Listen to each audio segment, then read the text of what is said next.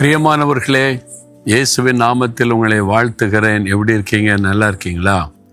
April மாதத்தின் முதல் நாளுக்குள்ளே நம்ம வந்துட்டோம். இன்னைக்கு ஆண்டு சொல்லுகிறார் உங்களை பார்த்து, உங்களுக்கு சமாதானம்.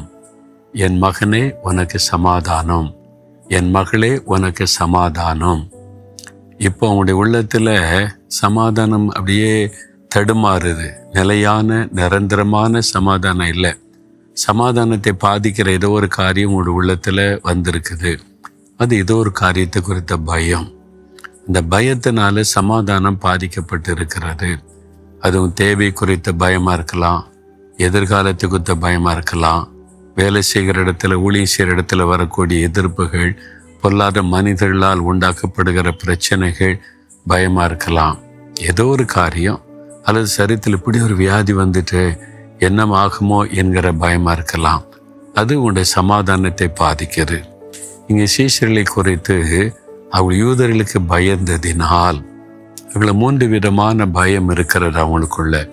முதலாவது மனுஷரை குறித்த பயம். இயேசுவே சிலுவையில் அறைஞ்சு கொண்டுட்டாங்க இந்த மத தலைவர்கள், நம்மளை விட்டு வைப்பாங்களா? அந்த மனிதர்களை குறித்த பயம். அடுத்தது மரண பயம். நம்மளை விட்டு வைப்பாங்களா? நம்ம எப்படி வாழ போகிறோம்? இந்த எருசலேமை விட்டு நம்ம போக முடியுமா? பயம், மரண பயம். இந்த மாதிரி பயம் அவனுடைய உள்ளத்தை சூழ்ந்திருந்ததுனால கதவை போட்டி ரூமுக்குள்ளேயே உட்காந்துருக்காங்க, வெளியே போகலை. தோமா மட்டும்தான் வெளியே போயிட்டாரு. அப்போ இயேசு வந்து நடுவே நின்று, உங்களுக்கு சமாதானம் அப்படின்னு, அந்த பயப்படாதங்க, நான் உயிரோடு இருக்கிறேன் அப்படின்னு இயேசுவை கண்டு அவங்க சந்தோஷப்பட்டாங்கன்னு வசனத்தில் இருக்குது. அப்போ பயம், அந்த துக்கம் சந்தோஷமாய் மாறினது. இன்றைக்கு உங்களுடைய வாழ்க்கையில் எது பயப்படுத்துதோ ஆண்டவர் சந்தோஷமாக மாற்றப் போகிறார். நீங்கள் பயப்படுகிற காரியம் சந்தோஷமாய் மாறும். நீங்கள் பயப்படுகிற சூழ்நிலை சந்தோஷமாய் மாறும். இன்றைக்கு அந்த அற்புதம் நடக்க போகிறது. ஏன் தெரியுமா? மரித்தேன், சதா காலங்களில் நான் உயிரோடு இருக்கிறேன் அப்படின்னு இயேசு உங்களை பார்த்து சொல்கிறார். தைரியமாக சொல்லுங்க, ஆண்டவரே நான் பயப்பட மாட்டேன், நீங்கள் இருக்கிறீங்க, எனக்கு சமாதானத்தை கொடுக்க நீங்கள் இருக்கிறீங்க, எனக்கு ஜெயம் கொடுக்க நீங்கள் ஜெயம் எடுத்தீங்க, நான் விசுவாசிக்கிறேன், பயப்பட மாட்டேன்னு சொல்லுங்க.